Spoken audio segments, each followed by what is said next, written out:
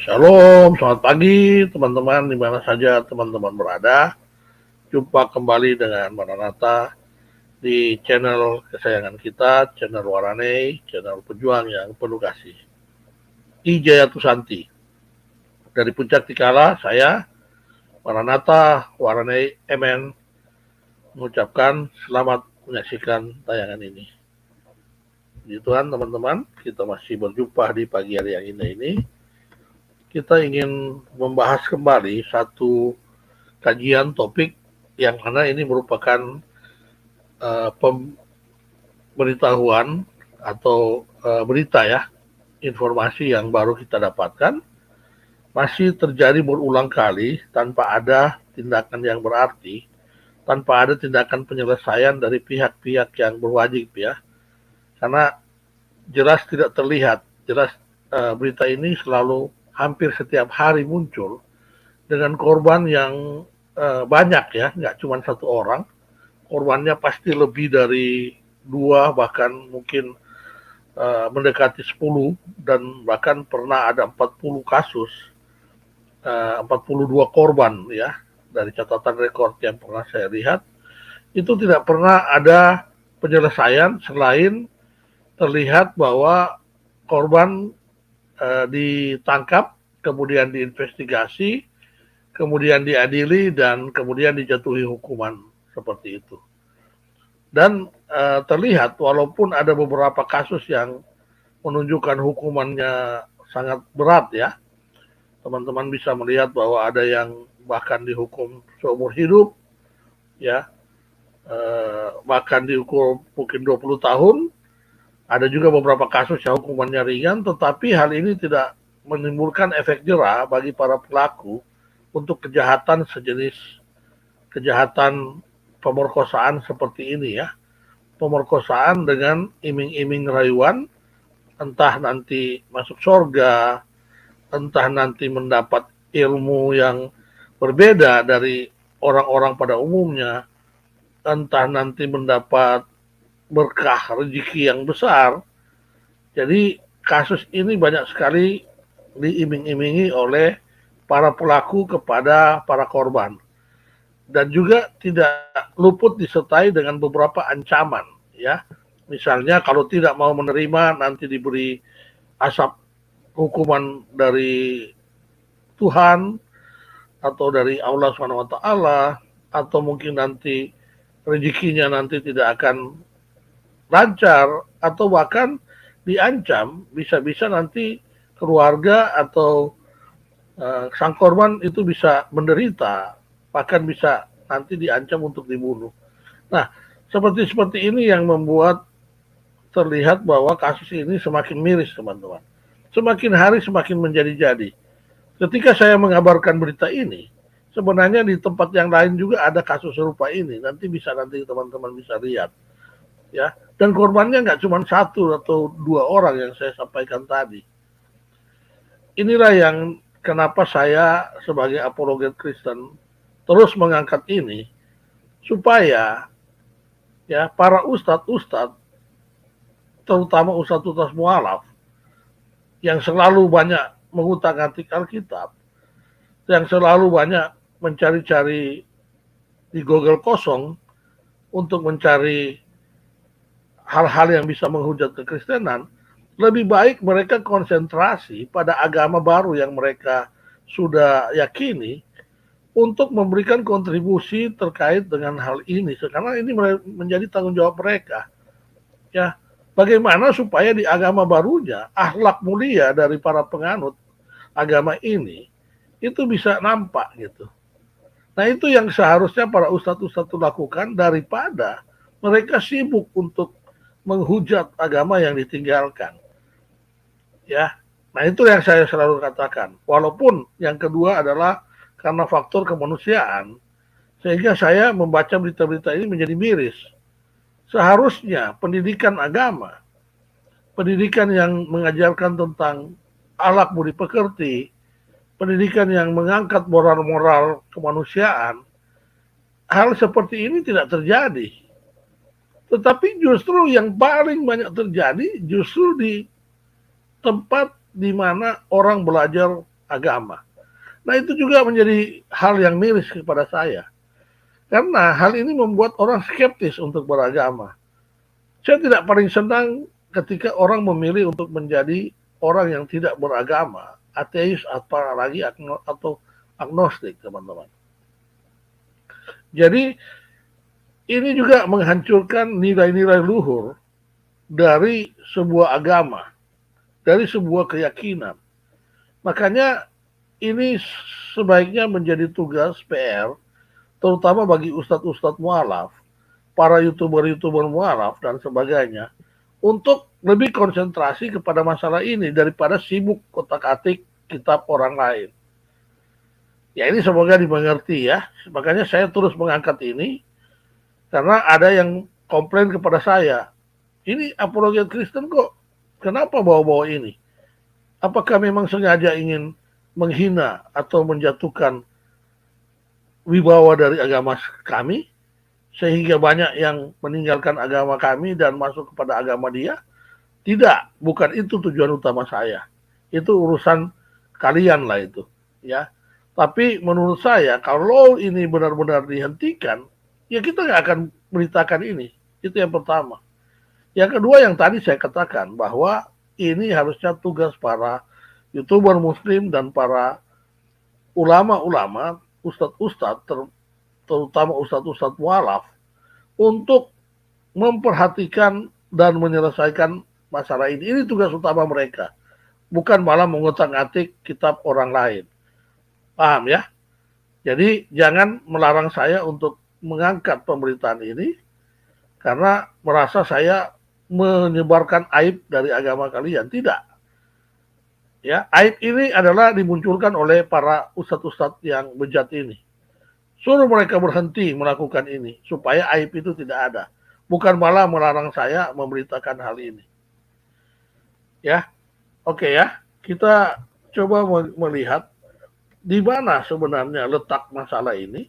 Selalu saya katakan masalah ini itu mudah untuk diselesaikan apabila para orang-orang atau pihak-pihak yang bertanggung jawab mau melakukan hal tersebut, yakni karena kata Bang Napi, kejahatan itu disebabkan oleh dua hal. Tidak hanya karena ada kesempatan saja atau niat, ya tidak hanya karena ada niat, tetapi karena ada kesempatan. Nah seperti itu ya. Jadi kesempatan ini yang memang terlihat jelas, kesempatan ini yang memang sangat terlihat terbuka sehingga kejahatan ini tidak pernah berhenti. Nah pola yang sama ini terjadi di Labura ya, Labura Sumatera Utara atau Labuan Ratu Sumatera Utara. Tampang guru ngaji yang 22 kali cabuli siswa Labura. Teman-teman, kenapa sampai terjadi 22 kali? Kenapa tidak pertama kali terjadi langsung ditindak? Ya, kenapa tidak sampai 2 atau 3 kali aja maksimum? Ini harus ditindak. Kenapa harus sampai 22 kali? Nah, ini yang saya katakan bahwa karena kesempatan itu terbuka lebar. Kesempatan untuk ustadz-ustadz bejat ini melakukan kejahatan seperti ini itu terbuka lebar. Teman-teman bisa melihat di kasus pemberitaan ini. Dari sini aja kita sudah bisa bertanya dan bisa mencari benang merah untuk mencari solusi penyelesaian ini. Kenapa kok bisa sampai 22 kali? Maaf ya, tadi bukan Labuan Ratu ya, itu betul Labuan Batu Utara, bukan Labuan Ratu, Labuan Batu Utara ya. Jadi terima kasih Pak Foxbox untuk mengkoreksinya ini. Nah, di sini dijelaskan guru mengaji berinisial PH dalam kurung 40, usianya ini adalah usia yang sangat produktif ya, usia 40, ditangkap polisi karena mencabuli 9 teman-teman. 9 ya, catat baik 9 siswinya di Kabupaten Labuhan Batu Utara atau Labura, Sumatera Utara. Dengan pelaku telah mencabuli para korban sebanyak 22 kali. Luar biasa, teman-teman. 22 kali bukan 2 kali atau 2-3 kali, tetapi 22 kali. Dan itu baru ditangkap, baru diungkapkan setelah kejadian yang ke-20-an lebih.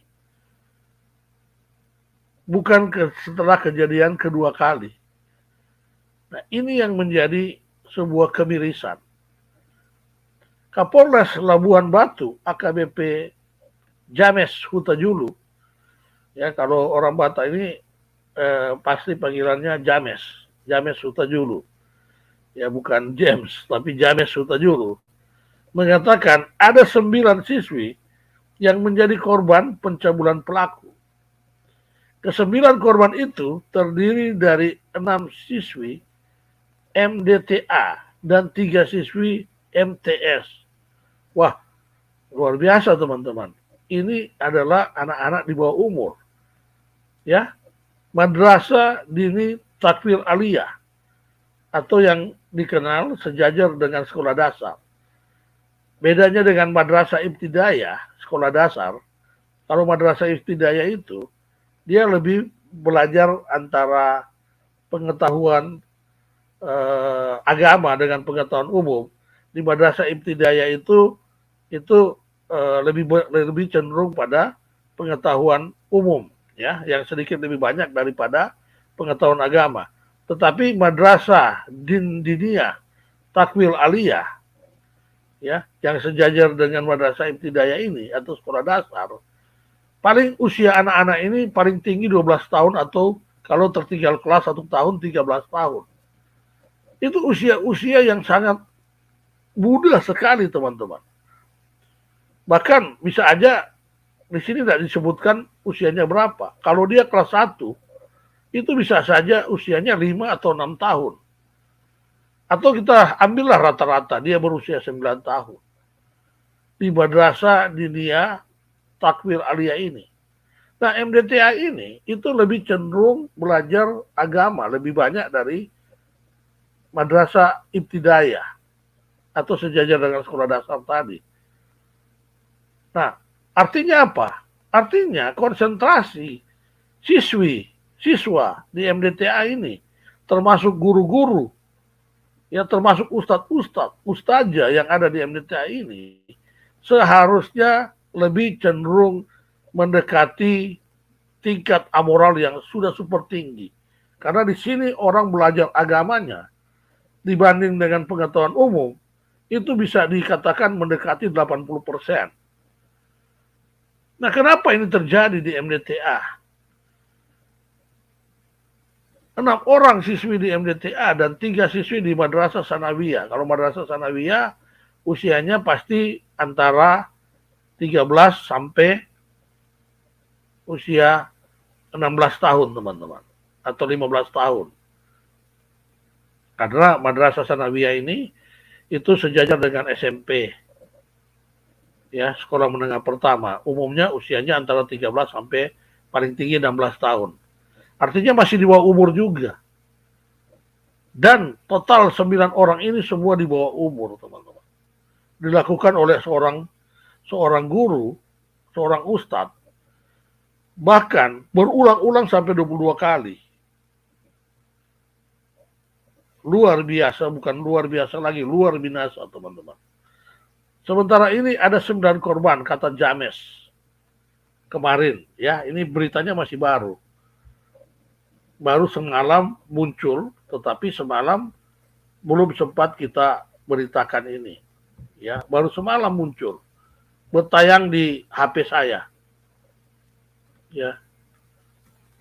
James mengatakan pencabulan itu dilakukan pelaku sejak tahun 2020 hingga terakhir pada 21 Mei 2023 minggu lalu. Artinya apa?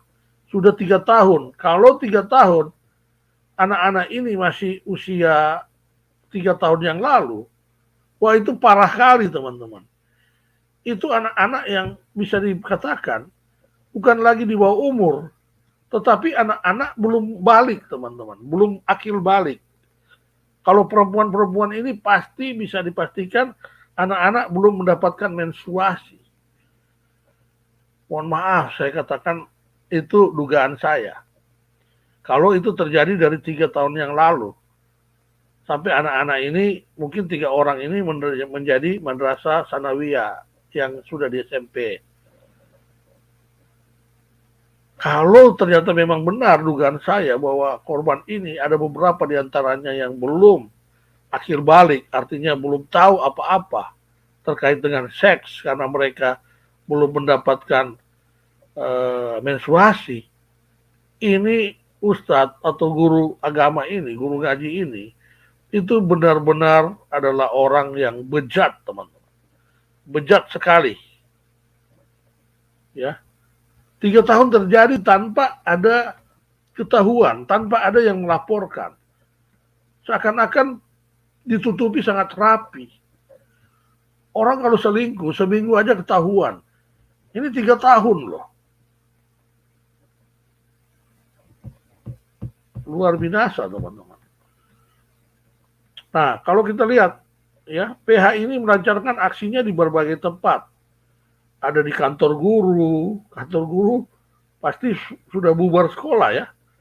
Di aula itu terbuka, teman-teman.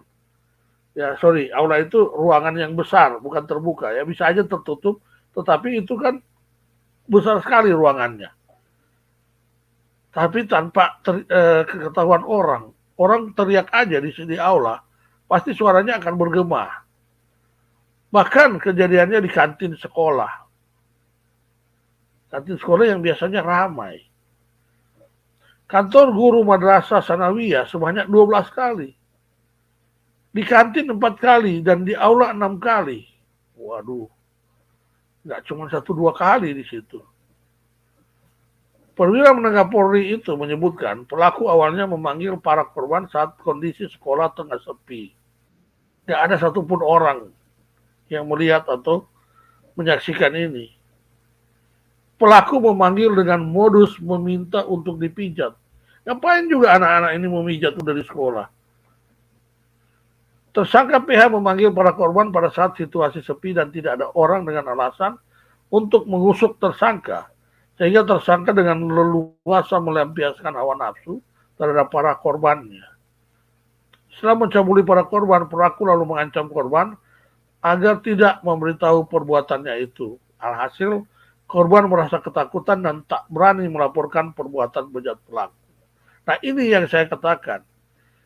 Ya, selain diiming-imingi, selain juga dijanjikan untuk mendapatkan sesuatu, anak-anak ini diancam juga oleh pelaku ini, teman-teman. Badannya cukup besar. Sehingga apalah anak-anak usia 6 tahun sampai 12 tahun itu. Wanita. Anak-anak yang lemah diancam oleh orang dengan badan sebesar ini, teman-teman. Para korban yang tidak berani memberitahukan kepada orang lain, kata James. Nah, perbuatan bejat pelaku ini sudah terungkap usai salah seorang tua korban mengetahui kejadian membuat laporan ke Polres di Labuan Batu pada 22 Mei minggu yang lalu. Setelah dilakukan penyelidikan, James mengatakan bahwa pelaku ditangkap di Aceh. Artinya dia sudah lari, mungkin dia sudah dengar ada yang melaporkan ke polisi, dia lari ke Aceh. Ya kita nggak tahu apakah dia ada tugas di Aceh atau bagaimana. Yang pasti dia ditangkap di Aceh. Usai diamankan, pelaku dibawa ke Polres Labuan Batu untuk diperiksa. Saat ini, PH telah ditetapkan menjadi tersangka dan ditahan atas peristiwa itu. Nah, ancaman maksimal 15 tahun penjara ini terlalu kecil, teman-teman ya. Yang sudah seumur hidup pun, sudah dipindah ke Nusa Kambangan pun HW, masih tidak membuat efek jerah. Karena ini tidaklah menyelesaikan masalah. Yang menyelesaikan masalah itu adalah sistem yang harus dirubah secara besar, teman-teman. Yakni memperkecil kemungkinan terjadi interaksi antara guru-guru ini dengan anak muridnya ini. di sekolah agama khususnya. Nah, itu yang terlalu intensif pertemuan mereka. Teman-teman tadi bisa lihat kondisi sekolah, kondisinya pada saat sepi, terjadi jam berapa itu kalau sepi? Ya, artinya intensif kemungkinan pertemuan antara ustadz-ustadz ini, guru-guru agama ini, dengan muridnya itu besar. Seperti itu. Ya, jadi polisi kalau nanti pihak hukumannya menjatuhkan hukuman 5 tahun penjara, itu terlalu membuat orang-orang seperti ini akan melakukan kejahatannya berulang-ulang kali, teman-teman. Ya, semoga ini menjadi sebuah perhatian yang serius. Tidak hanya untuk menjadi konsumsi kita sebagai apologet dan juga para polemikus. Ya, untuk mempertimbangkan ini sebagai bahan kita berdiskusi. Tetapi ini semoga diambil tindakan yang benar-benar. Sehingga apa yang saya lakukan pemberitaan terus-menerus seperti ini itu akan menjadi sebuah solusi ya untuk menyelesaikan masalah ini. Oke, itu saja teman-teman. Terima kasih untuk semua saudara-saudara saya yang ada di live chat, ya, yang sudah menunggu dari tadi karena saya agak terlambat ada kegiatan di pagi hari tadi. Semoga teman-teman yang ada di live chat ini juga diberikan berkat kelimpahan ya dari Tuhan kita Yesus Kristus. Selamat berkarya teman-teman. Saya undur diri, saya pamit. Sampai berjumpa pada tayangan kita selanjutnya. Tuhan menyertai kita semua. Shalom, salam kebajikan. Haleluya. Amin.